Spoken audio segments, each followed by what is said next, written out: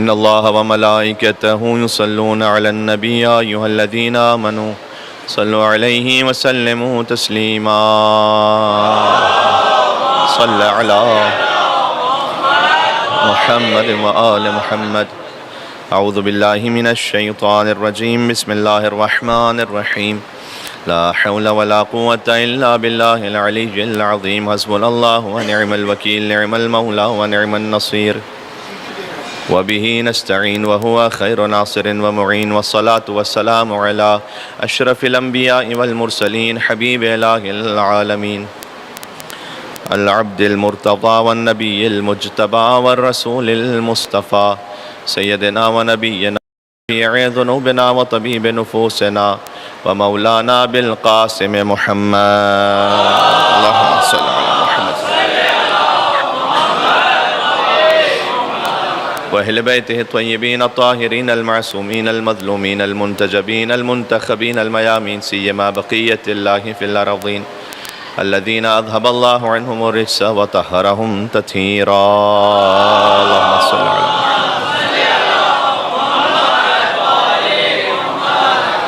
واللعنة الدائمة على أعدائهم أجمعين. دعاء إمام زمان عجل الله تعالى فرجه الشريف. بسم الله الرحمن الرحيم.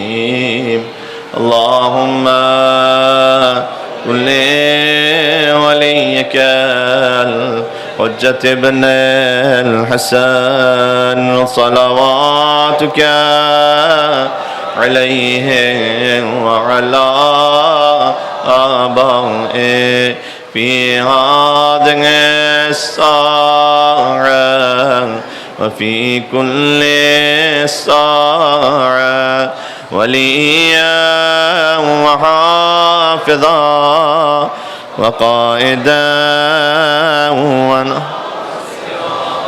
ودليلا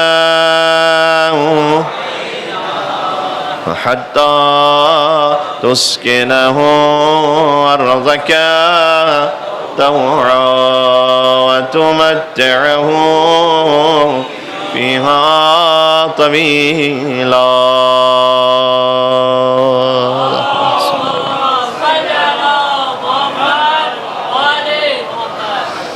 قال الله تبارك وتعالى في القرآن الكريم. بسم الله الرحمن الرحيم. شهد الله أنه لا إله إلا هو الملائكة وأولو العلم قائما بالقسط لا إله إلا هو العزيز الحكيم. نعرہ الصلوات.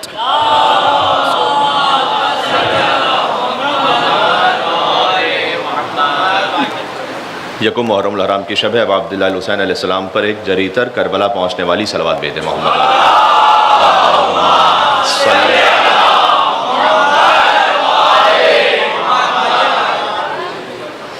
گزشتہ کل کی مجلس میں ہم نے 9 آیتوں کو پڑھا تھا آپ کی خدمت میں کہ جن کے لیے تاکید ہے کہ کل یکم محرم الحرام کو ان 9 آیتوں کو پڑھا جائے. ان میں سے جو پہلی آیت ہے اسی سے ہم اپنے موضوع کا آغاز کرنے لگے ہیں، جو چھٹے پارے کی پہلی آیت ہے. وَمَا مِن دَابَّةٍ فِي الْأَرْضِ إِلَّا عَلَى اللَّهِ رِزْقُهَا. زمین میں چلنے پھرنے والا کوئی ایسا نہیں کہ جس کا رزق اللہ نے اپنے اوپر نہ لیا. وَيَعْلَمُ مُسْتَقَرَّهَا وَمُسْتَوْدَعَهَا. اللہ ہم سب کے عارضی مقام کو بھی جانتا ہے اور ہمیشہ کے مقام کو بھی جانتا ہے. کل فی کتاب مبین. ہر شے کا علم کتاب مبین میں ہے. غور کیجیے گا، چونکہ شب یکم محرم الحرام ہے لہٰذا اس بات کو اپنے آپ کے لیے یاد دہانی کروانا چاہتا ہوں. جو اللہ نے کہا نا کہ رزق کوئی چلنے پھرنے والا ایسا نہیں جس کا ہمارے اوپر نہ ہو. اس رزق کا تعلق فقط مال و دولت سے نہیں. رزق فقط مال و دولت نہیں. سب سے پہلی بات تو یہ کہ جناب امیر نے فرمایا ہے کہ رزق 2 طرح کے ہیں. ایک وہ رزق ہے جسے تم تلاش کرتے ہو، ایک وہ ہے جو تمہاری تلاش میں آتا ہے. کبھی ایسا ہوتا ہے کہ ایک رزق جو آپ نہیں اس کو تلاش کرنے جا رہے تھے وہ بھی آپ کے پاس پہنچتا ہے. وَمَن يَتَّقِ اللَّهَ يَجْعَلْ لَهُ مَخْرَجًا وَيَرْزُقْهُ مِنْ حَيْثُ لَا يَحْتَسِبُ. جو اللہ سے ڈرتا ہے تو خدا اس کے لیے پریشانیوں میں سے ایسے راستہ نکال لیتا ہے کہ یرزقہ من حیث لا یحتسب. اسے ایسے مقام سے رزق عطا کرتا ہے جہاں اس کا گمان بھی نہیں ہوتا. تو کچھ رزق ایسے ہیں کہ جو ہم تک خود پہنچتے ہیں، اور بڑی سادہ سی اس کی مثالیں ہیں. سورج کی روشنی بھی رزق ہے. آپ سورج کی روشنی حاصل کرنے کے لیے جاتے نہیں، وہ خود آپ تک پہنچتی ہے. چاند کی خنکی بھی رزق ہے. یہ جو آپ اللہ کی زمین پہ بیٹھے ہیں یہ بھی رزق ہے. ہوا میں آکسیجن کا ہونا رزق ہے. یہ سب وہ رزق ہیں کہ جو آپ تک خود پہنچ رہے ہیں. اس طرح سے دماغ سے سوچنے کی صلاحیت بھی رزق ہے, زبان سے بولنے کی صلاحیت بھی رزق ہے, کانوں سے سننے کی صلاحیت بھی رزق ہے. تو رزق کا تعلق فقط مال و دولت سے نہیں ہے کہ اللہ نے کہا کہ رزق ہم نے اپنے اوپر لیا ہے, بلکہ ہر نعمت پروردگار. اور اس کا تعلق فقط مادی نعمتوں سے بھی نہیں ہے, اللہ عز و جل کی وحدانیت پر ایمان رکھنا بھی رزق ہے. اس لیے کہ خود ہمیں دعاؤں میں سکھلایا گیا کہ اللہم ارزقنا ایمانا صادقا, پروردگار تو ہمیں سچا ایمان بطور رزق عطا فرما دے. وَلِسَانًا ذَاكِرًا, ذکر کرنے والی زبان رزق میں عطا فرما دے. وَقَلْبًا خَاشِعًا, تجھ سے خوف رکھنے والا قلب عطا فرما دے. وَبَدَنًا صَابِرًا, صبر کرنے والا بدن عطا فرما دے. وَعِلْمًا نَافِعًا, نفع بخش علم عطا فرما دے. وَعَمَلًا مُتَقَبَّلًا, اعمال کی قبولیت اللہ کی جانب سے یہ بھی انسانوں کے لیے رزق ہے. وَتَوْبَةً نَصُوحًا, گناہوں پر توبہ کی توفیق بھی رزق ہے. توجہ ہے آپ کی. اور زیارت عاشورہ جو آپ انشاءاللہ آپ کے روٹین میں ہے, اور یقیناً محرم الحرام میں تو اور تاکید کے ساتھ رہنی چاہیے. جب زیارت کو ہم مکمل کر لیتے ہیں تو سجدے میں جا کے ایک دعا مانگتے ہیں, اللہم ارزقنی شفاعت الحسین یوم الورود. زیارت امام حسین بھی رزق ہے اور شفاعت امام حسین بھی رزق ہے.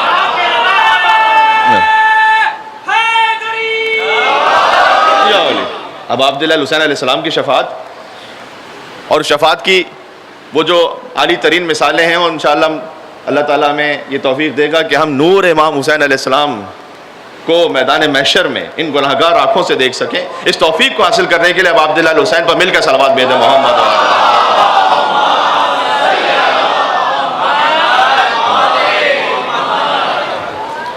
لیکن اس دنیا میں امام حسین کی شفاعت کا ایک مظہر قبلہ ضمیر اختر نقوی صاحب نے امام حسین السلام کی آنکھوں کے بارے میں پڑھا تھا.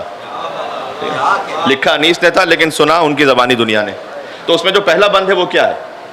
آنکھوں کو کہیے عین تو عین خطا ہے. یہ امام حسین کی آنکھوں کو فقط آپ آنکھ کہہ دیں گے تو یہ تو خطا کر رہے ہیں آپ. فقط آنکھ تھوڑی ہے یہ, آنکھوں کو کہیے عین تو عین خطا ہے. یہ 3 مرتبہ عین کا استعمال ہوا ہے اور تینوں الگ الگ معنی میں ہے. یہاں پر عین کا مطلب آنکھ بھی ہے, عین کا مطلب بے عین ہی بھی ہے, اور عین کا مطلب چشمہ بھی ہے. آنکھوں کو کہیے عین تو عین خطا ہے یہ, اور پردے نہ کیوں ہو ساتھ کہ نور خدا ہے یہ, اور سب کو ہے چشمداش کے عین عطا ہے یہ, بیمار خود پسب کے مرض کی دوا ہے یہ. اب جو ہے کہ سرخوش ہے جام ان کی جو الفت کا پی گیا. میں ریس بتا رہا ہوں امام حسین کی طرف سے. سرخوش ہے جام ان کی جو الفت کا پی گیا, اور دیکھا نگاہ لطف سے جس کو وہ جی گیا.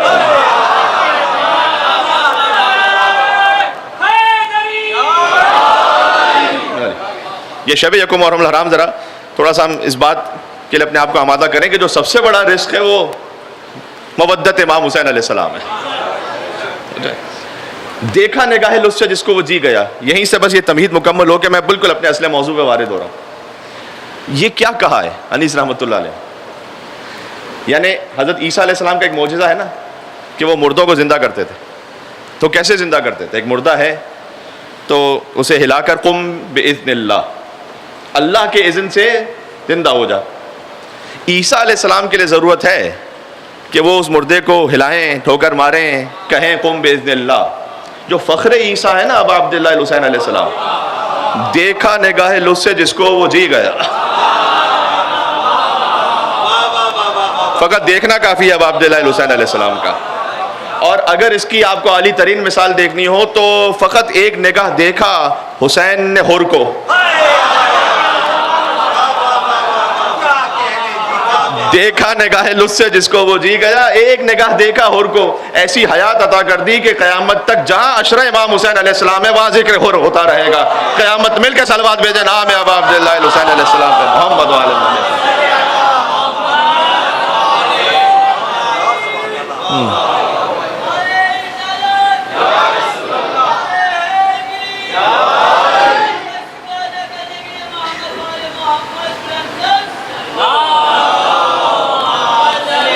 اللہم صلی علی. گزارش ہے فقط اس مجلس کے لیے نہیں, جہاں کہیں بھی تشریف لے جائیں, صلوات کی جب بھی توفیق نصیب ہو بلند آواز سے صلوات بھیجیں گے تو مزید ثواب میں اضافہ ہو جائے گا انشاءاللہ. اللہم صلی علی محمد ينزل فرجا. تو اللہ عز و جل نے فرمایا کہ زمین میں چلنے پھرنے والے کا رزق ہم نے اپنے اوپر رکھا ہے. اب غور کیجئے گا, جب ہم توحید پہ بات شروع کریں, چونکہ ہمارا موضوع اصول دین ہے, اور کتنا ہی مجلس امام حسین سے مناسبت ہے کہ دین کو بچایا امام حسین علیہ السلام نے, اور ہم چاہتے ہیں کہ ان 10 روزہ مجالس میں از توحید ایک سفر شروع کریں اور قیامت تک گویا اصول دین کا ایک کریش کورس کریں, جس میں ہم اس بات کو سمجھنے کی کوشش کریں کہ ہم کس دین کو مانتے ہیں, کیوں مانتے ہیں, اس کی لاجک کیا ہے, اس کی دلیل کیا ہے, اس کی بنیاد کیا ہے. اور جب آپ توحید سے بات شروع کرتے ہیں تو اس کی جو بنیاد ہے, آپ کسی ایتھسٹ سے, قرآن سے تو بات نہیں کر سکتے, اس لیے کہ قرآن ابھی ہمارا کامن گراؤنڈ نہیں ہے, وہ تو قرآن کو مانتے ہی نہیں. آپ حدیث سے بھی بات نہیں کر سکتے, اس لیے کہ وہ حدیث کو قبول ہی نہیں کرتا. تو جو سب سے پہلا کامن گراؤنڈ ہے ہیومینٹی کے درمیان, وہ ہے انٹلیکٹ, عقل. بات یہاں سے شروع ہوتی ہے. جب عقل سے آپ بات شروع کرنا چاہیں تو بالکل بنیاد یہ ہے کہ خدا کو ماننا. سب سے پہلا سوال یہ آتا ہے کہ اس بحث میں پڑھنے کی ضرورت ہی کیا ہے. ہو سکتا ہے کیونکہ بہرحال یہ مجلس بہت دور تک جاری ہوتی ہے اور کسی کے ذہن میں سوال آ سکتا ہے کہ بھئی میں ایک اچھا انسان بنوں, مجھے کیا ضرورت ہے کہ میں اس بحث میں پڑھوں کہ خدا ہے بھی یا نہیں ہے, اور خدا کو ماننا کیوں ضروری ہے, اور دین اس کو قبول کرنا کیوں ضروری ہے. دیکھیں, ایک تو سب سے پہلی بات یہ کہ میں اچھا انسان بنوں, تو اچھے انسان کی ڈیفینیشن کیا ہے. جب آپ اس پہ بات شروع کریں گے نا, تو جو مغرب کا اچھا انسان ہے وہ مشرق کا برا انسان ہے, جو ایسٹرن ویلیوز کا اچھا انسان ہے وہ ویسٹرن ویلیوز کا برا انسان ہے, جو آج سے 50 سال پہلے کا اچھا انسان ہے وہ آج سے 50 سال بعد کا برا انسان ہے. اس کی کتنی مثالیں ہیں. کچھ ایسے گناہ ہیں کہ جس کا بھی میں نام نہیں لینا چاہتا ممبر امام حسین کے تقدس کی وجہ سے, جس کو آج ہیومن رائٹس کے نام پر حلال کر دیا گیا دنیا میں.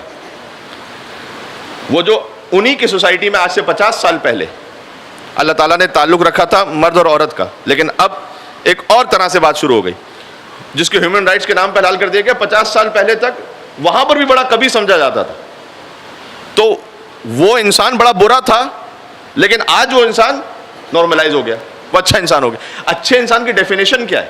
تو آپ خالی یہ کہیں گے کہ میں اچھا انسان بنوں تو بات نہیں بنے گی, جب تک اس انسان کو بنانے والے تک آپ نہ پہنچے کہ اس انسان کو بنانے والے نے اچھا انسان کیسے کہا ہے. جی, تھوڑا سا موضوع ایسا ہے کہ آپ کو میرے ساتھ چلنا پڑے گا. دوسرا یہ کہ مجھے ضرورت کیا ہے کہ میں اس بحث میں جاؤں. دیکھیں, اگر کسی شے کا چانس 1% بھی ہو نا, لیکن اس کا امپیکٹ میری زندگی پر بہت بڑا ہو, تو مجھے اس پہ غور کرنا پڑتا ہے کہ وہ 1% پورا تو نہیں ہو گیا. ایک ایگزامپل دے دوں آپ کو. ایک واٹس ایپ پہ میسج آیا کہ مثلاً چائنا کی ایک فیکٹری میں آگ لگ گئی جس سے 10 لوگ وفات پا گئے. اب آپ اس میسج کو پڑھیں گے, اگنور کر کے آگے بڑھ جائیں گے, یا پڑھ کے آگے بڑھ جائیں گے. یہ کوئی ایسا بہت زیادہ امپیکٹفل میسج نہیں ہے. لیکن اگر آپ کا بیٹا چائنا کی کسی فیکٹری میں کام کرتا ہے, ابھی اس میسج میں نہ نام لکھا ہوا ہے کہ کون سی فیکٹری ہے, نہ شہر لکھا ہوا ہے, کچھ بھی نہیں لکھا ہوا. اچھا, وہاں کی پاپولیشن ہے 1.5 بلین, اس میں سے اگر 10 لوگ مر جائیں تو یہ بنتا ہے 0.0000006%, بالکل نہ ہونے کے برابر. لیکن جیسے آپ میسج پڑھیں گے تو پہلا فون لگائیں گے, میسج کریں خیریت سے ہو. یہ اتنے کم پرسنٹ پر آپ کیوں پریشان ہیں؟ اس لیے کہ آپ کا بیٹا وہاں پر ہے, آپ کا تعلق ہے وہاں سے. جب انسان کا اپنا معاملہ کوئی ایسا آ جائے کہ جو اس کے لیے زندگی و موت کا معاملہ بن جائے, تو چاہے امکان 1% بھی ہو, آپ کو تحقیق کرنی پڑتی ہے کہ یہ بات ٹھیک ہے نہیں ہے, اس کی کیا وسعت ہے, کیا گنجائش ہے. میں کہتا ہوں اگر اللہ سبحانہ و تعالیٰ کا وجود 1% بھی اگر کسی کو ڈاؤٹ ہے کہ شاید ہے, تو اس پر لازم ہے کہ دیکھے کہ واقعاً اللہ کا وجود اگر 1% بھی چانس ہے, تو اس میں مجھے اس پہ تحقیق کرنی چاہیے, کیونکہ اگر واقعاً وجود ہوا, بالکل بیس سے بات شروع کر رہا ہوں, اور میں نے نہ مانا اس وجود کو, تو ہمیشہ کی جہنم ہو جائے گی مرنے کے بعد, چاہے 1% چانس ہو. اس 1% کا بھی تقاضا یہ ہے کہ میں تحقیق کروں. اب ایک فرینچ فلاسفر ہے 1662 میں اس کی موت ہوئی ہے. اس نے لکھا کہ دیکھیں 4 طرح کی پاسبلٹیز ہیں. ابھی تک میں کوئی قرآن کی آیت نہیں پڑھوں گا, فقط عقل سے بات شروع کر رہا ہوں. 4 طرح کی پاسبلٹیز ہیں. پہلی پاسبلٹی ہے کہ آپ خدا پر ایمان رکھتے ہیں اور خدا کا وجود ہے بھی, ایک پاسبلٹی ہے. دوسری پاسبلٹی ہے کہ آپ خدا پر ایمان رکھتے ہیں لیکن خدا کا وجود ہے نہیں, یہ دوسری پاسبلٹی ہے. For the sake of argument تو ہے نا. تیسری پاسبلٹی یہ ہے کہ آپ خدا پر ایمان نہیں رکھتے اور خدا کا وجود بھی نہیں ہے. اور چوتھی پاسبلٹی یہ ہے کہ آپ خدا پر ایمان نہیں رکھتے لیکن خدا کا وجود ہے. ان 4 سے خالی نہیں ہے. کہتے ہیں پہلی, وہ بالکل کسی مذہب میں داخل ہوئے بغیر عقل سے بات کر رہا ہے. کہہ رہا ہے کہ جو پہلی پاسبلٹی ہے کہ خدا کا وجود آپ ایمان رکھتے ہیں اور وجود ہے بھی, تو بہترین ہو گیا, ون ون سچویشن ہو گئی. مر جائے گا انسان تو ابدی جنت میں, لیکن خدا کا وجود تھا بھی اور ایمان بھی رکھتا تھا. دوسری پاسبلٹی ہے کہ خدا کا وجود میں نے ایمان رکھا لیکن تھا نہیں, نعوذ باللہ من ذالک, تھا نہیں. تو کہتا ہے اس سے نقصان کیا ہوا. اچھا چلے میں آپ کو امام کے کلام سے جوڑوں تاکہ آپ اس میں اور شامل ہو جائیں. ابن مقفع ایک ایتھسٹ ہے, ملحد, اللہ کو نہیں مانتا, لیکن آیا ہوا تھا مکہ, صادق آل محمد کا زمانہ ہے. امام نے اس سے کہا اللہم صلی علی محمد و محمد. امام نے کہا یہاں کیوں آئے ہو جب خدا کو مانتے ہی نہیں ہوتے؟ کہتا ہے ایسے ہی سیاحت کے لیے آیا ہوں. بحث کرنے لگا امام سے. امام نے ایک جملہ کہا. امام نے کہا دیکھو, ان کان الامر کما تقول, اگر معاملہ ایسا ہے جیسے تو کہہ رہا ہے کہ فرض کر خدا کا وجود نہیں ہے, وہ لیس کما تقول, جبکہ تو غلط کہہ رہا ہے, لیکن میں تیری دلیل کے لیے اس بات کو اگر قبول بھی کروں تو استوینا نحن وانتم, تو اور میں برابر ہو گئے. جب خدا کا وجود ہی نہیں تھا تو جس نے مانا وہ بھی برابر, جس نے نہیں مانا وہ بھی برابر. لیکن اگر وَإِن كَانَ الْأَمْرُ كَمَا نَقُولُ, معاملہ ایسا ہے جیسے میں کہہ رہا ہوں, وَهُوَ كَمَا نَقُولُ, اور ایسے ہی کہ جیسے میں کہہ رہا ہوں, ایسا ہی ہے کہ جیسے میں کہہ رہا ہوں, تو ہمارے لیے ابدی جنت ہے, تیرے لیے ابدی جہنم ہے. اس کا مطلب ہے امام نے اب ایک جملہ کہا, اپنی ابا کا دامن جھاڑ کے امام اٹھ گئے. اب قیامت تک آپ سوچتے رہیے تو صادق آل محمد کے اس ایک جملے کی گرفت سے آپ نکل نہیں سکتے کہ اگر شک بھی ہے کسی کو تب بھی کاسٹ اینڈ بینیفٹ انالیسس جو ہوتا ہے اس کے مطابق اس پر زیادہ اہمیت اور فائدہ اور نفع اس بات پر ہے کہ وجود خدا کو مان لے, اس لیے کہ نہ ماننے کا نقصان نہیں ہے, نہ ماننے کا فائدہ نہیں ہے. مان لے گا اگر تو پھر اگر خدا کا وجود ہے تو پہنچ گیا جنت میں. خدا کا وجود نہیں تھا فرض کرو نعوذ باللہ من ذالک, تو برابر ہو گئے. تو اس فرینچ فلاسفر نے یہ کہا کہ دیکھو اگر خدا کا وجود ہے اور ہم نے مان لیا جنت, خدا کا وجود نہیں ہے پھر بھی مان لیا کوئی نقصان نہیں, بس تھوڑا سا زندگی منظم طریقے سے گزار لی, 5 وقت کی نماز پڑھ لی, رمضان میں تھوڑا بھوکا رہ گیا, باقی کچھ نہیں ہوا, ہم اور وہ برابر. لیکن اگر خدا کا وجود تھا اور ہم نے نہیں مانا, اس کا مطلب پہلی بنیاد یہ ہے کہ عقل یہ کہتی ہے کہ اگر شک بھی ہے کہ خدا کا وجود ہے تو آپ مائل اس طرف ہوں کہ قبول کریں. پھر اس کے بعد بڑی سادہ سی بات ہے, وجود انسانی میں اللہ نے فطرت میں رکھا ہے. میں ایک ساتھ میں آپ کو مثال دے رہا ہوں بہت چھوٹی سی. اگر آپ کے پیچھے سے تھوڑا سا کوئی تھپ تھپائے, آپ فطرت ہے آپ دیکھیں گے, میں 1000 قسمیں یہاں سے کھا لوں کہ کوئی نہیں تھا خود بخود ہو گیا, آپ مان ہی نہیں سکتے. کہتے ہیں جب کوئی ایفیکٹ ہے تو کاز تو ہوگا, ایسا ہو ہی نہیں سکتا کہ خود بخود ہو گیا. اللہ نے آپ کے اور ہمارے وجود میں رکھا ہے. ایک عالم دین تھے گئے, ایک بہت خوبصورت شیر کی پینٹنگ بنی ہوئی تھی. انہوں نے کہا کہ یہ پینٹنگ خود سے بنی ہے یا کسی نے بنائی ہے؟ کہا نہیں, خود سے کیسے بن سکتی, کسی نے بنائی ہے. کہا اچھا پینٹنگ کے لیے کسی بنانے والے کا ہونا ضروری ہے؟ ایک مل کے صلوات اور بھیجے نام محمد و آل محمد.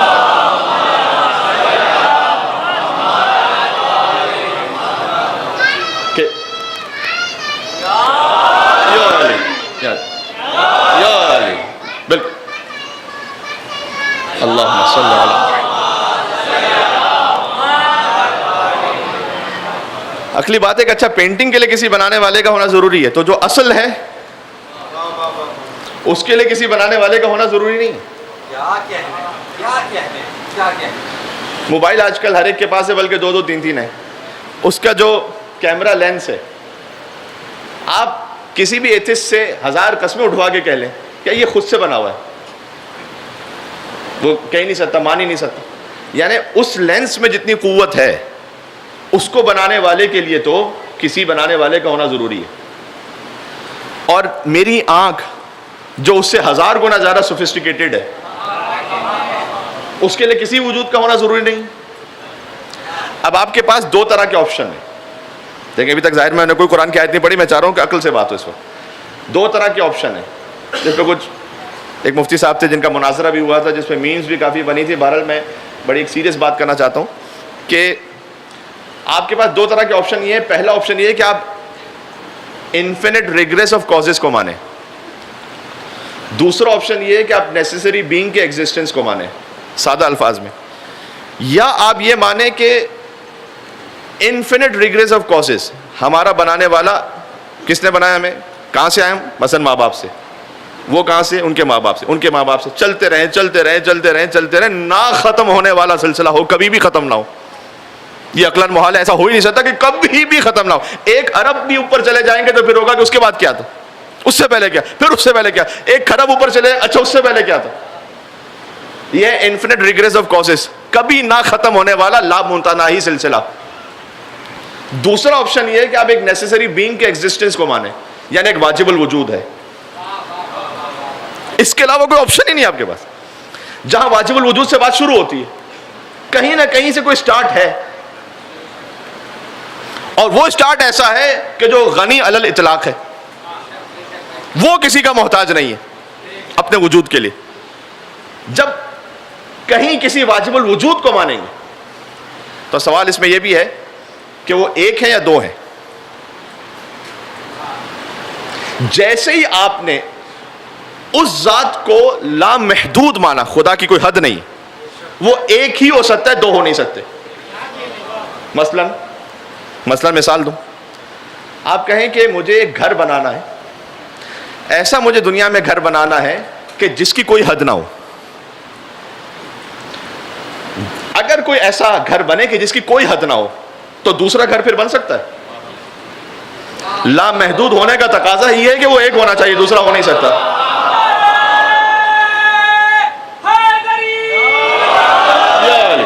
بات واضح ہو رہی، بس عقیل گفتگو تو نہیں ہو رہی انشاءاللہ سے، ساتھ ہے میرا. لامحدود ہونے کا تقاضا یہ ہے کہ وہ 1 ہو. لامحدود 2 پاسبل نہیں، یعنی 2 لامحدود ایک ساتھ، یہ امکان میں نہیں. میں نے آپ کو مثال دی. اور اگر 2 کوئی تصور کرے 2، تو ان دونوں میں پھر فرق کیا ہے، کیوں 2 ہیں؟ اس فرق کو بھی آپ کو قدیم ماننا پڑے گا کہ وہ بھی لامحدود قدیم ہے، کیونکہ وہ بھی پہلے سے ہمیشہ سے. بات واضح ہو رہی ہے؟ یعنی اگر آپ نے 2 خدا نعوذ باللہ تصور کیے تو ان دونوں میں فرق کیوں ہے؟ وہ جو فرق ہے نا، جیسے یہ 2 خدا قدیم تو وہ فرق بھی قدیم، تو پھر 2 نہیں 3 ہو جائیں گے، یا 3 سے آگے بڑھیں گے تو 4 ہو جائیں گے. لامحدود ہونے کا تقاضا یہ ہے کہ 1. اب آ جائیے آیت پر جو میں نے سرنامہ کلام میں پڑھی ہے، سورہ آل عمران کی آیت ہے، آیت نمبر 18 ہے. شہد اللہ انہ لا الہ الا ہو، خود خدا کا وجود اس بات کی دلیل ہے کہ اللہ کے علاوہ کوئی معبود نہیں ہے. کیوں؟ کیا کہ اللہ اکبر.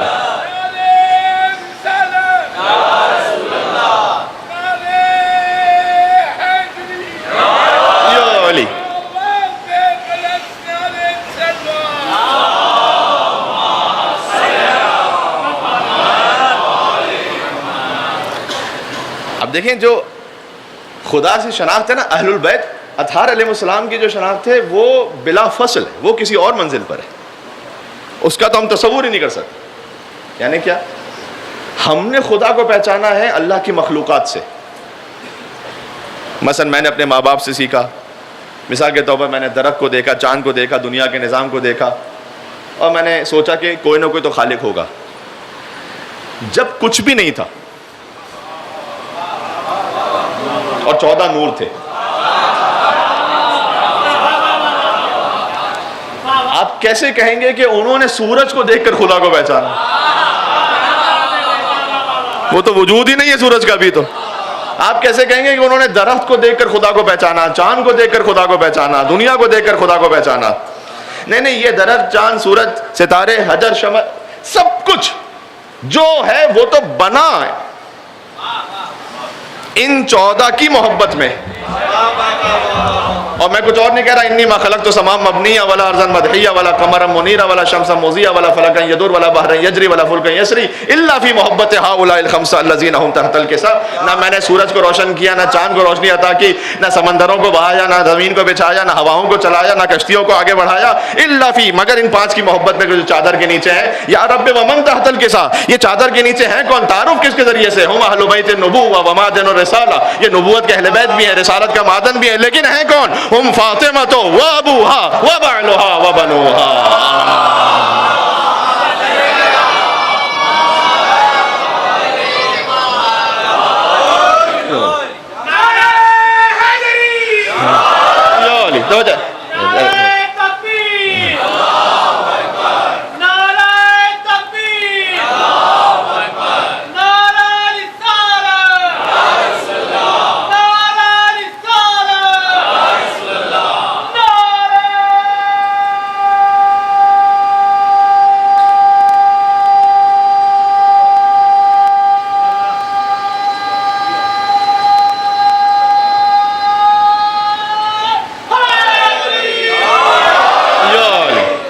یہ ہے وہ جناب امیر کا فرمان کہ لو کشف الغطاء لمزددت یقینا.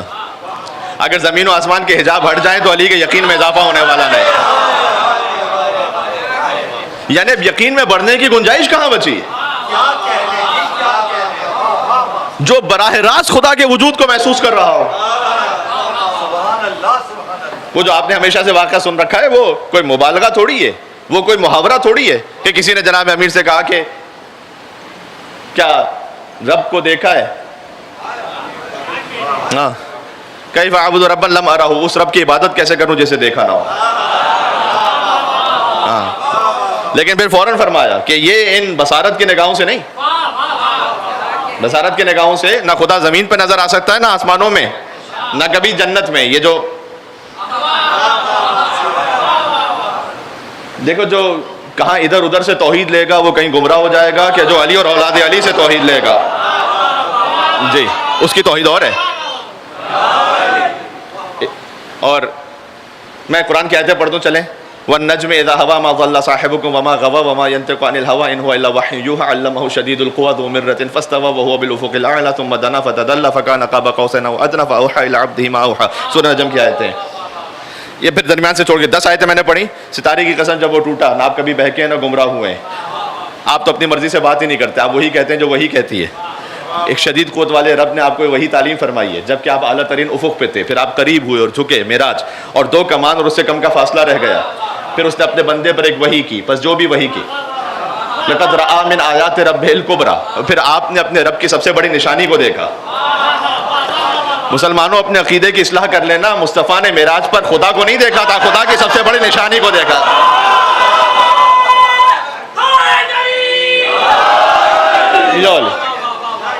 خدا تو نظر آ ہی نہیں سکتا, جو نظر آ جائے وہ مرکب ہوتا ہے. نظر آنے کے لیے مرکب ہونا ضروری ہے, اس کا محدود ہونا ضروری ہے. جب آپ دیکھیں گے اس کا مطلب ہے کہ وہ کہیں نہ کہیں کسی لمٹ میں, چاہے کتنی ہی بڑھا دیں, بہرحال پھر لمٹ میں, کیونکہ محدود ہے, نظر آ رہا ہے. تو اہل بیت علیہ السلام کی جو خدا سے معرفت ہے وہ بلا فصل ہے, وہ کسی ذریعے سے نہیں ہے. ہم آپ کو دعا کی طرف لے کے چلوں, دعائے صباح. یا من دل علی ذاتہ بذاتہ, جناب امیر, اے وہ کہ جس کی ذات ہی خود اس کی ذات پر دلیل ہے علی کے لیے, ہے ہی نہیں کوئی اور. جیا دعائے عرفہ اب عبداللہ حسین علیہ السلام, متا غبت حتی تحتاج الی دلیل, پروردگار تو غائب کب ہے حسین کے لیے کہ تیرے وجود کے لیے کسی دلیل کی ضرورت ہے. دلیل کی ضرورت ہمیں ہوتی ہے. عمیت عین لا تراک علیہ رقیب, اندھی ہے وہ آنکھ جو تجھے دیکھ نہیں پاتی. تو اہل بیت کی جو معرفت ہے وہ بلا فصل ہے اللہ سبحانہ و تعالیٰ سے, یہ ذہن میں رکھیے. تو یہ وہ مرحلہ ہے کہ اب ہم جب معرفت خدا کے باب میں داخل ہوں اور ہم عقلی طور پر اس بات کو بہرحال سمجھیں کہ ایک خدا کا وجود ضروری ہے اور وہ دو نہیں ہو سکتے، وہ ایک ہے، اس ایک ہونے کی دلیل خود نظم، کائنات کا جو نظم اور برہان نظم جسے ہم کہتے ہیں وہ بھی ہے. یعنی پھر بچوں کے لیے مثال دو. دیکھیں اب یہ جو گفتگو ہے چونکہ اصول دین پر ہے تو یہ اس طرح سے ہوگی کہ کچھ باتیں میں ہو سکتا ہے سینئرز کے لیے عرض کرنے کی کوشش کروں، کچھ باتیں بچوں کے لیے تاکہ ان کے ذہن میں مثالیں بیٹھ جائیں. بچوں ذرا سنیے گا، آپ اگر ایک بکری کی تصویر بنائیں تو وہ تصویر آپ بنا لیں گے کسی بھی طرح سے، لیکن فرض کیجئے کہ آپ 5 دوست ہوں، ایک اس کا سر بنائے، ایک دھڑ بنائے، ایک پیر بنائے، ایک دم بنائے، ایک کان بنائے. یہ 5 جوڑیں گے تو ملے گی تصویر؟ نہیں بنے گی، اس لیے کہ سر بنانے والا اور تھا، پیر بنانے اس نے اپنے حساب سے بنایا، اس نے اپنے حساب سے بنایا. کوئی بڑا اس سے زیادہ مثال میں دے نہیں سکتا تھا. مل کے سلوات بھیجیں. نام حیدر کرار علی بن ابی طالب. ایک ہے.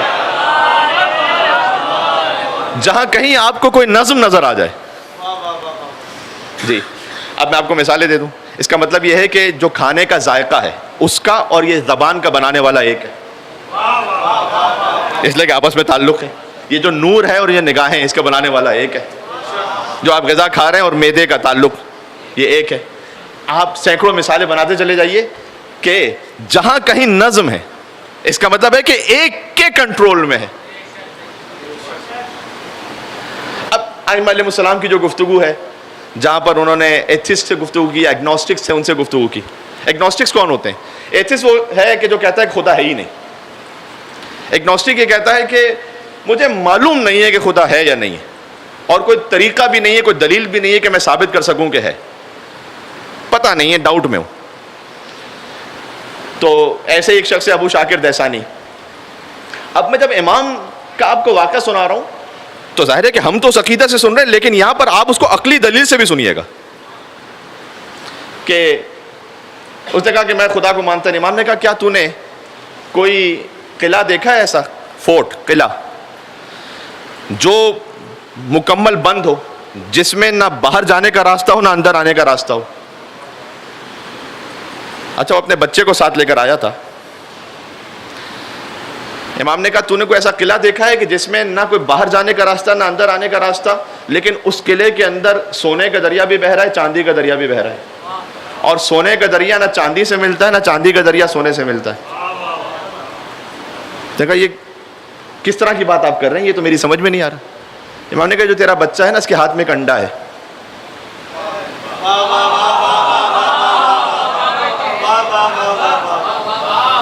یہ ایک ایسا قلعہ ہے کہ جس میں نہ جانے کا راستہ ہے نہ باہر آنے کا راستہ ہے، بند ہے. اس میں سونے کا دریا بھی بہہ رہا ہے.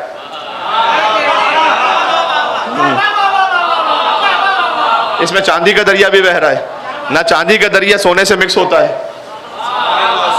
نہ سونے کا دریا چاندی سے مکس ہوتا ہے.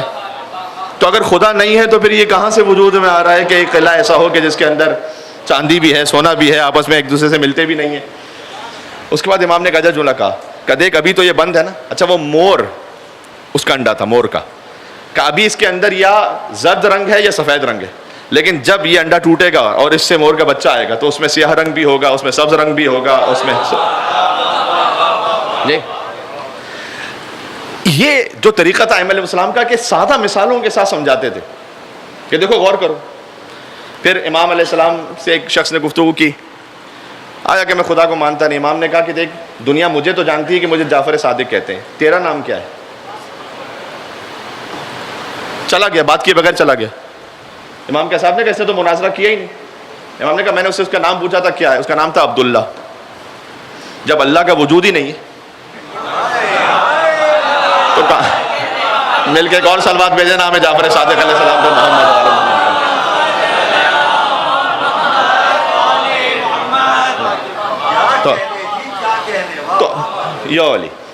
تو آپ بالکل اگر بنیاد سے بات شروع کریں اور اپنے اطراف میں ہزاروں لاکھوں مثالوں کو دیکھتے چلے جائیں تو یہ نہ ختم ہونے والا سلسلہ ہے معرفت خدا کا، چلتا ہی رہے گا ہی، اور جتنا ہو سکے معرفت کو بڑھانا چاہیے. اب میں ایک بات اور عرض کرتا ہوں، اگلے مرحلے میں داخل ہوتے ہیں. جب ہم نے خدا کو مانا ہے تو وجود خدا کا اثر کیا ہے میری زندگی پر؟ یہ بڑا امپورٹنٹ سوال ہے. خدا کو ماننے والا اور خدا کو نہ ماننے والا برابر تو نہیں. تو اثر کیا ہے؟ اثر یہ ہے جس کی زندگی میں خدا ہوتا ہے نا, اس کی زندگی میں کبھی کوئی بند گلی نہیں ہوتی.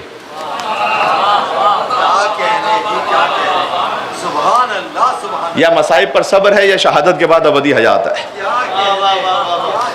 کہیں اس کے لیے کوئی بلاکیج نہیں ہے کہ اب میں کیا کروں, اس لیے کہ مرنے کے بعد جانا کس کی بارگاہ میں, یہ انا للہ و انا الیہ راجعون, اللہ سے آئے ہیں اور اللہ کی طرف پلٹ کر جانا ہے. جہاں خدا کا تصور ہے وہاں توکل اس طرح سے ہے, جو خدا کو مانتا ہے. آپ میکینک کے پاس اپنی کار لے کر جائیں, وہ آپ کے سامنے اس کو پورا کھول کے رکھ دے گا. آپ کو پریشانی اور فکر ہوگی کہ اب کیا ہوگا, اس لیے کہ آپ جانتے ہیں کہ جیسے کھولا ہے ویسے جوڑ بھی دے گا. آپ کی زندگی میں ٹربولنسز ہیں, مصائب ہیں, مشکلات ہیں. جو خدا کو مانتا ہے جی, جب چاہے گا مجھے اپنے صبر سے استقامت کے ساتھ چلنا ہے. جس کی زندگی میں خدا, اس کی زندگی میں ڈپریشن نہیں. یہ زندگی میں خدا واقعاً, اچھا یہ کہتے نا میرا آسان سن لینا آسان, میرے لیے بھی عمل کرنا مشکل, آپ کے لیے بھی. اس کے لیے ایک زندگی چاہیے جس کی زندگی میں خدا ہے. میں نے کوئی نیک کام کیا, کسی نے دیکھا یا نہیں دیکھا, اس کو ٹینشن ہے ہی نہیں. توحید اس کے اثرات پہ بھی تو بات کریں نا تھوڑا سا, کہ خالی نظری فلسفیکل نہ رہے, توحید عملی بھی تو بنے جی. کسی نے دیکھا یا نہیں دیکھا. آج کل سب سے بڑی مصیبت پتہ کیا ہے, آج کل عبادت کرنا اہم نہیں رہا, عبادت کو سینڈ کرنا واٹس ایپ پر اہم ہوا ہے. یہ دونوں الگ الگ باتیں ہیں. ایک ہے عبادت کرنا, ایک ہے عبادت کو سینڈ کرنا. کاش ہم اور آپ اپنے آپ سے ایک وعدہ کر سکیں کہ میں اسی عبادت کو آگے سینڈ کروں گا کہ جس کو میں خود کر چکا ہوں. 90% فارورڈڈ میسج سے آپ کی جان چھوٹ جائے گی. میں اس کو آگے بھیجوں گا جس کام پہ میں خود عمل کر چکا ہوں. جس کی زندگی میں خدا ہے, اس نے 5 روٹیاں دی ہیں. کبھی یتیم آیا ہے, کبھی مسکین آیا ہے, کبھی اسیر آیا ہے. کیا عرض کروں میں. هل اتى على الانسان حين من الدهر لم يكن شيئا مذكورا انا خلقنا الانسان من نطفه امشاج نبتليه فجعلناه سميعا بصيرا انا هديناه السبيل اما شاكرا واما كفورا. اس کے بعد اللہ ويطعمون الطعام على حبه مسكينا ويتيما واسيرا. یہ وہ ہیں کہ جو یتیم و مسکین و اسیر کو اللہ کی محبت میں کھانا کھلاتے ہیں. لا نريد منكم جزاء ولا شکورا. کہتے نہیں, لا نريد, سوچتے بھی نہیں کہ یہ شکریہ ادا کرے گا. ایک مرتبہ آپ نے کام کیا, تو جو ہے آپ کی ساتھ ہے میرے طرف جی, ایک مرتبہ آپ نے کام کیا, کہا نہیں کہ یار میرا شکریہ کرو, دل میں سوچا تو صحیح. دیکھیں میں اپنے آپ کو بھی شامل کر رہا ہوں اس میں, ہم سب ایک ساتھ ہیں. دل میں خیال تو ہے کہ کم سے کم ایک تھینک یو تو کہتا. اچھا میری ذمہ داری ہے کہ اگر کسی نے میرے ساتھ کوئی احسان کیا ہے تو میں یہ نہ کہوں کہ اللہ کے لیے کیا تھا, میں کیوں شکریہ ادا. نہ من لم یشکر الناس لم یشکر اللہ. جو انسانوں کا شکر ادا کر سکے وہ اللہ کا شکر ادا نہیں کر سکتا جی. آپ کے ساتھ اگر کسی نے نیکی کی ہے تو اس کا شکریہ ادا کریں. سب سے بڑھ کر والدین کا شکریہ اسی لیے, کسی مومن کا, کسی نے بھی آپ کے ساتھ اس کا شکریہ ادا. لیکن جس نے کی ہے نیکی, دل میں خیال آیا کہ اس نے تو کوئی قدردانی نہیں کی. ایک مرتبہ ہے کہ زبان سے نہیں کہا, لیکن ایک آخری منزل یہ کہ لا نريد, دل میں سوچا بھی نہیں کہ یہ کوئی شکریہ دو. انما نطعمکم لوجہ اللہ, ہم تو کھانا کھلاتے ہی وجہ اللہ کے لیے. ہائے ہائے ہائے, کچھ بھی نہیں. یہ ہے توحید عملی. بات ہو رہی. توحید عملی یہ ہے کہ اگر کوئی اپنے دشمن کے سینے پر بھی ہے اور وہ گستاخی کر دے تو علی اپنے ذاتی معاملے کو چھوڑ کر اس کے سینے سے اتر آئے. یا علی دشمن آپ کے سامنے نہیں. علی نے کبھی کسی کو ذاتی معاملے کے لیے مارا ہی نہیں. اس کا مطلب یہ ہے, تاریخ میں میں سمجھنے لگا ہوں کہ جب کوئی ذاتی معاملہ علی نے اپنے لیے رکھا ہی نہیں, تو جو علی کے مقابل پر آیا کہیں بھی تاریخ میں وہ علی کا نہیں, اللہ کا دشمن تھا.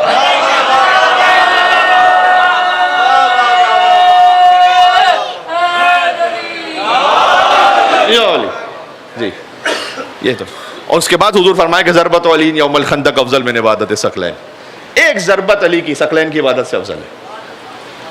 یہ ہے توحید. یعنی ایک ضربت میں میتھمیٹیشین اگر تشریف فرمائے ایک ضربت میں میرے بھائی کتنے سیکنڈ لگتے؟ 5 سیکنڈ شاید. جس کی زندگی کے 5 سیکنڈ، کیا علی کا مقابل کرنے آؤ گے تم یار؟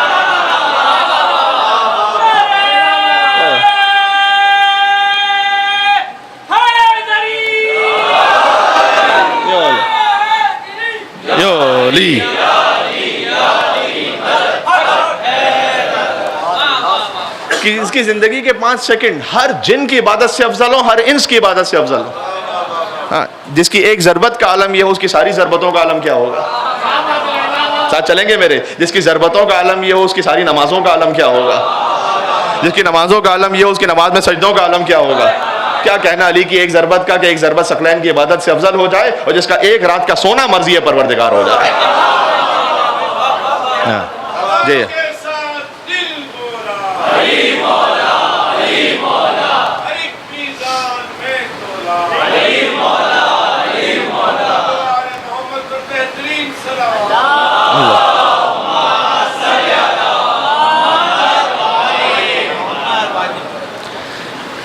اب میں آپ کو مثالیں جو عرض کر رہا تھا، آ جائیے اپنی زندگی میں. جس کی زندگی میں خدا ہے، کتنے ہی شوہر زوجہ کے معاملات ہوتے ہیں، آپس میں تلخیاں، اختلاف، خاندان کے معاملات، بھائیوں میں، بھائیوں بہنوں میں. آپ کو یہ محسوس ہوا کہ میں اگر یہاں اللہ کی خاطر چپ ہو جاؤں تو ہو سکتا ہے کہ وہ جھگڑا جو 10 سال تک بڑھنا تھا وہ میرے چپ ہونے سے شاید تھوڑا حل ہو جائے. کسی کو آپ کی نیت کا نہیں پتا، لیکن اللہ کو پتا ہے یا نہیں؟ یہ توحید عملی.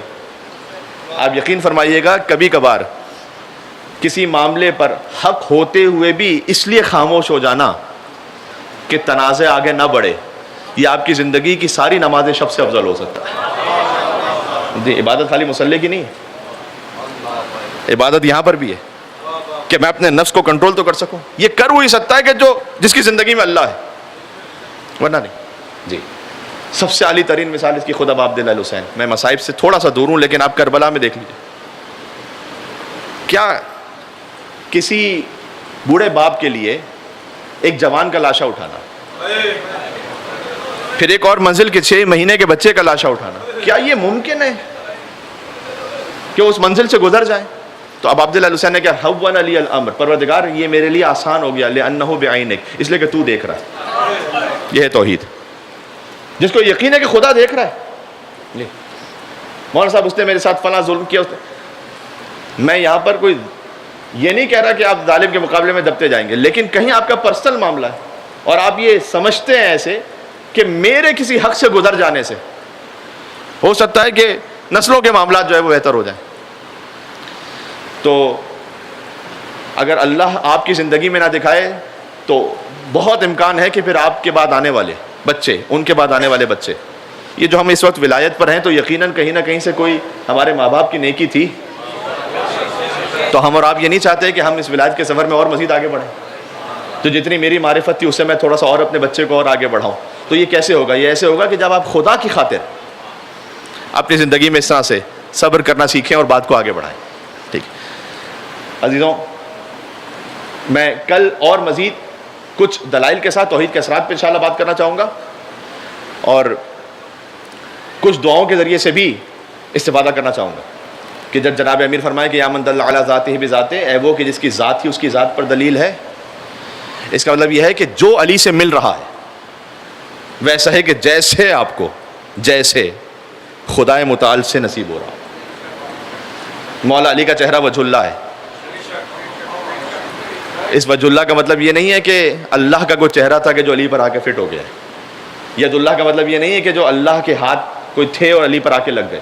ید اللہ کا مطلب ہے کہ جو کچھ دست مبارک علی سے مل جائے وہ عین مشیت پروردگار ہے. جی، لسان اللہ کا مطلب یہ ہے کہ جو کچھ زبان مطہر مولا علی سے صادر ہو جائے وہ عین مشیت پروردگار ہے. جی، ایک مل کے بلندر سلوات بھیجو، نام ہے حیدر کرار علی جن ابی طالب علیہ السلام. جس کی زندگی میں خدا ہے اس کی زندگی میں تکبر نہیں ہوتا. سلمان فارسی سے پوچھا گیا، کسی نے طنز کرتے ہوئے پوچھا تھا بڑا شدید، اور میں بارز معذرت خالی جملوں کو دہراؤں گا. سلمان سے پوچھا گیا کہ تمہاری داڑھی بہتر ہے یا کتے کی دم؟ نعوذ باللہ. پتہ کیا جواب دیا؟ سلمان کا جواب خالی میں دہرا رہا ہوں، بس میری اوقات نہیں کہ میں ان کا جواب دہرا رہا ہوں. کہتے ہیں پتہ نہیں جو پل صراط سے گزر جائے وہ افضل ہے.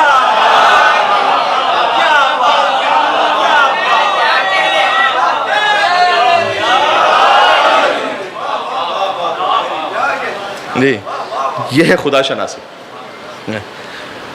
جبکہ سلمان وہ ہے کہ جنت جن کی مشتاق ہے. جی 4 اصحاب کے نام ہیں سلمان، ابو ذر، مقداد، عمار، کہ جن کی جنت مشتاق ہے. ہم جانا چاہتے ہیں نا جنت میں، جنت مشتاق ہے کہ وجود مبارک سلمان آ جائے. یہ میں علی کی بات نہیں کر رہا، علی کے غلاموں کی بات کر رہا ہوں. علی تو وہ ہیں کہ جو جنت جہنم بانٹ دینے والے ہیں، تقسیم کر دینے والے ہیں. جی تو جہاں جس کی زندگی میں خدا، اس کی زندگی میں ایروگنس ہے ہی نہیں، کیونکہ میرا اپنا کچھ ہے نہیں. جو کچھ ہے وہ اللہ کی جانب سے عطا کرتا ہے. سبحان اللہ. کاش زندگی کے کسی معاملے پر بھی اگر کہیں کوئی ذرہ برابر بھی تکبر آنے لگے تو اللہ نے اسی خاطر رکھا ہے قرآن میں ان آیتوں کو کہ لقد خلقنا الانسان من سلالۃ من طین. اے انسان ہم نے تجھے گیلی مٹی سے خلق کیا. ثم جعلناہ نطفۃ فی قرار مکین. اس کے بعد یہ لفظ قرآن میں اس لیے میں کہہ رہا ہوں، تیرے نطفے کو ایک محفوظ مقام پر رکھا. ثم خلقنا النطفۃ علقۃ فخلقنا العلقۃ مضغۃ فخلقنا المضغۃ عظاما فکسونا العظام لحما ثم انشأناه خلقا آخر فتبارک اللہ احسن الخالقین. اس کے بعد نطفے سے جمع ہوا خون بنایا، جمع ہوئے خون سے گوشت کا لوتھڑا بنایا، گوشت کے لوتھڑے سے ہڈیاں بنائی، ہڈیوں کے اوپر ایک اور تہہ کو چڑھایا. ثم انشأناه خلقا آخر. اس کے بعد تجھے روح عطا کی تاکہ تو چلتا پھرتا رہے. فتبارک اللہ احسن الخالقین. تو کتنا بہترین ہے تیرا خلق کرنے والا پروردگار. جی یہاں سے تو انسان کا آغاز ہے. کیا تکبر ہے، کیا تکبر ہے. اور اس کے بعد سورہ انفطار میں فرمایا کہ یا ایھا الانسان ما غرک بربک الکریم. اے انسان تجھے کس چیز نے مغرور کیا ہوا ہے اپنے اس رب کے مقابلے میں. الذی خلقک، وہ خدا جس نے تجھے خلق کیا. فسواک، نپا تلا بنایا. فی ای صورت ما شاء رکبک، تجھے جس بہترین صورت میں چاہا ڈالا. جناب امیر کا فرمان، یہی بات آج تمام ہو رہی ہے. جناب فرمایا کہ اے جب لہذا الانسان، یہ انسان کتنا عجیب ہے. یتکلم بلحم، گوشت سے بول رہا ہے. یسمع بعظم، ہڈی سے سن رہا ہے توحید. چربی سے دیکھ رہا ہے. پھر سے کہتا ہوں، اور مولا علی کا مل کے پھر ایک نام لیں گے تاکہ پھر ہم بات کو یہاں سے مصائب کی طرف لے جائیں گے. اے انسان تو کتنا عجیب ہے، گوشت سے بول رہا ہے، ہڈی سے سن رہا ہے، چربی سے دیکھ رہا ہے، اور پھر بھی اکڑ رہا ہے. جی کیا کہنے. نجف یا علی. جی علی سے بڑھ کر توحید کون سمجھا سکتا تھا. پھر بھی اکڑ. جی عزیزوں، یہی وہ توحید ہے کہ اب آپ دل حسین علیہ السلام چلیں، اپنی بہنوں کو بھی ساتھ لے کر چلیں. جی اللہ کی خاطر اپنے 6 مہینے کے علی اصغر کو ساتھ لے کر چلیں. وہ تو شہادت کے دن 6 ماہ کے تھے، جب امام حسین مدینہ سے رخصت ہوئے تو چند دن کے تھے علی اصغر علیہ السلام. جی میں ایک جملہ کہوں گا، آپ کی صدائیں بلند ہو جائیں گی. جب تک توحید کا وہ تصور نہ ہو تو کیسے ممکن ہے کہ ایک باپ یہ قبول کر لے کہ اس کی بیٹی کے چہرے پر تماچے مارے. خدا کی خاطر، دین خدا کی خاطر بالیاں چھین لی جائیں. جی اور پھر فرمائیں بی بی زینب سلام اللہ علیہ کہ ما رأیت الا جمیلہ، ہم نے تو خوبی کے علاوہ کچھ دیکھا ہی نہیں ہے. جی یہ سب خدائی توحید کے مظہر ہیں. آج شب یکم محرم الحرام ہے. میں عباس کے ذکر سے بات شروع کرنا چاہتا ہوں. ہاں بلاؤ میرا عباس دلاور ہے کدھر. جب حسین مدینہ سے جا رہے ہیں نا تو قبر زہرا سے آواز آ رہی ہے.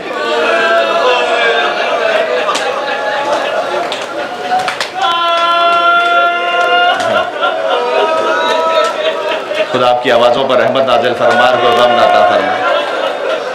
یہ میری اپنی دعائیں نہیں ہیں. صادق آل محمد جب سجدے میں جاتے تھے تو کہتے تھے کہ پروردگار تو ان چیخوں پر رحم فرما کہ جو حسین کے نام پر بلند ہو۔ یہ سبق ہر سال اس لیے دہرایا جاتا ہے کہ بچوں کو بھی یاد رہے کہ حسین کے ساتھ فقط آنسوؤں سے نہیں رونا، حسین کو آواز کے ساتھ چیخ مار کر جہاں تک ممکن ہو یا حسین کہہ کے رونا ہے، یا ابا عبداللہ۔ اور دیکھو، ایک میں بہت ادباً، مجلس امام حسین وہ ہماری دولت کے اظہار کا ذریعہ نہیں ہے، نمود و نمائش کا ذریعہ نہیں ہے، یہاں غریب بن کر رونے کے لیے آنا ہمیشہ، اس لیے کہ غریب ماں کا خانوادہ لٹ گیا تھا۔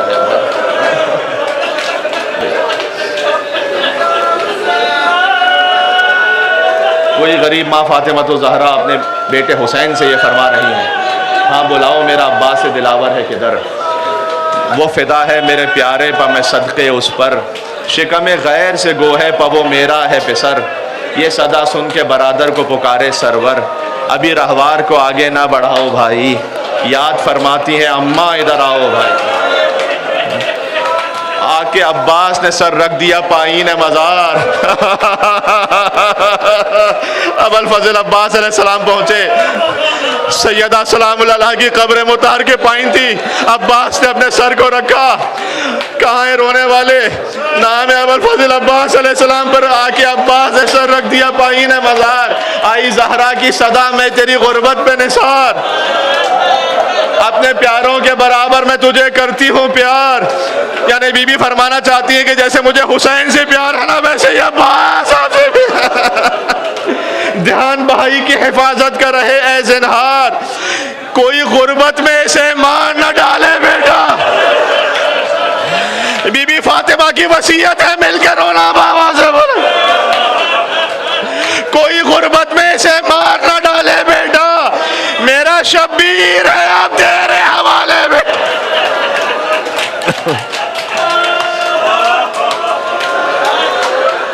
بی بی آنا شروع ہوئی، مدینے سے روانگی آج پڑھنی ہے مجھے، ظاہر ہے کہ جب ایک ایک بی بی تشریف لائی ہوں گی، آپ تمام تشریف فرما ہیں، جو بھی کوئی شریف بیٹا ہو، لائق بیٹا ہو، اگر اس کے ماں باپ آئیں سواری پر بیٹھنے کے لیے تو وہ خود دروازہ کھولتا ہے یا نہیں، خود ادب سے احترام کے ساتھ بٹھاتا ہے یا نہیں؟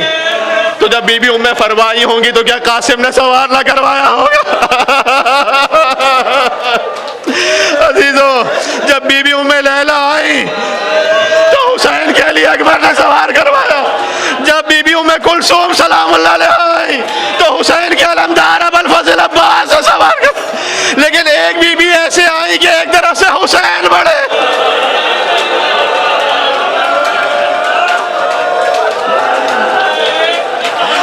صدایں بلند ہو رہی ہیں، میں مدینہ سے کربلا پڑھ رہا ہوں، کربلا سے شام کا نہیں پڑھ رہا۔ انیس نے کہا پہنچی جوہی ناکے کے قریب دختر حیدر، خود ہاتھ پکڑنے کو بڑھے شبت پیمبر، اور فضا تو سنبھالے ہوئے تھی گوشہ چادر، تھے پردہ محمل کو اٹھائے علی اکبر، ارے فرزن کمر بستہ چپ و راست کھڑے تھے، ایک طرف اون تھے ایک طرف محمد تھے، فرزن کمر بستہ چپ و راست کھڑے تھے، اور نالین اٹھا لینے کو عباس کھڑے تھے۔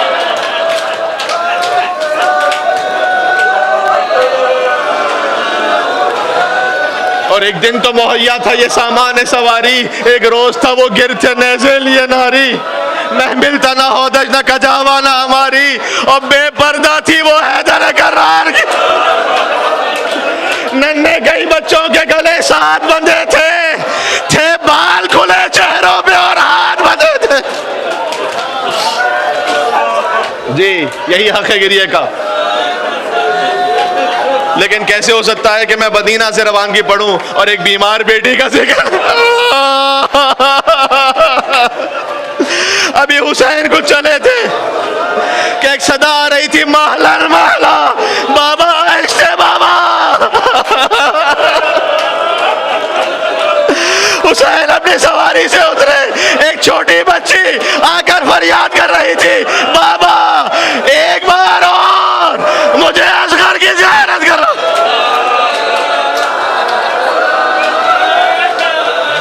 مجھے نہیں معلوم مدینہ میں ایک چھوٹی بچی کا رہ جانا زیادہ سخت تھا یا شام کے دربار میں ایک بچی کا تماچے کھانا زیادہ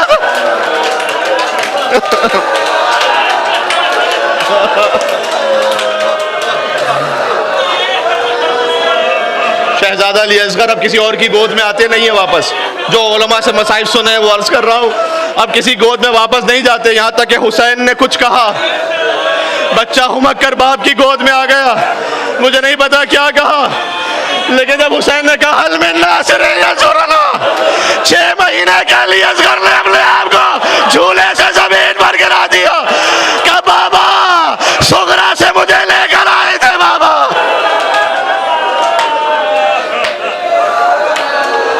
ابھی چند دقیقے میرے پاس ہیں, ایک منزل اور پڑھنی ہے مجھے. بی بی زینب سلام اللہ علیہا اس طرح سے چلی مدینہ سے اور پہنچی کربلا. جب 11 محرم کو شام جانا ہے نا تو بی بی آگے بڑھی, اے ام لیلہ اکبر نہ صحیح کیا ہوا زینب ہے, ام کلثوم عباس نہ صحیح کیا ہوا زینب ہے. ایک ایک بی بی کو جب سوار کروا دیا تو ایک اور بوڑھی عورت تھی کا مافزہ, آج آپ کو زینب سوار کروائی. جب سب کو سوار کروا چکی دہنے دیکھا کوئی نہیں, ایک بیمار بھتیجا تھا سید سجاد.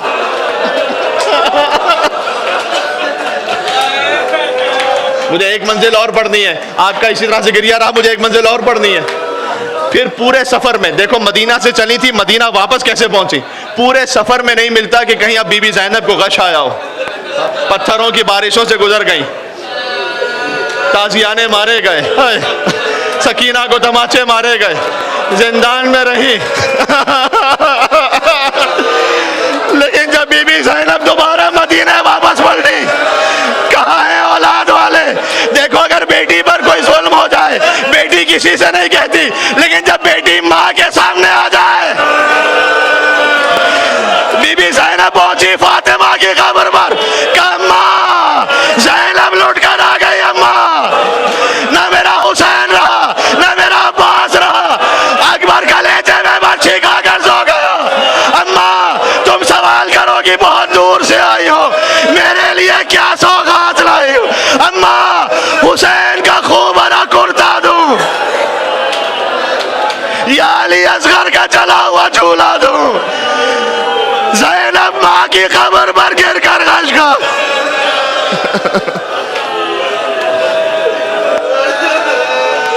صلی اللہ علیہ یا ابا عبداللہ, السلام علی الحسین وعلی علی ابن الحسین وعلی اولاد الحسین وعلی اصحاب. دیکھو حسین کہنا سب کو آتا ہے نا, میرے ساتھ کہو گے حسین کہنا ساتھ میں, السلام علی الحسین وعلی علی ابن وعلی اولاد الحسین وعلی اصحاب الحسین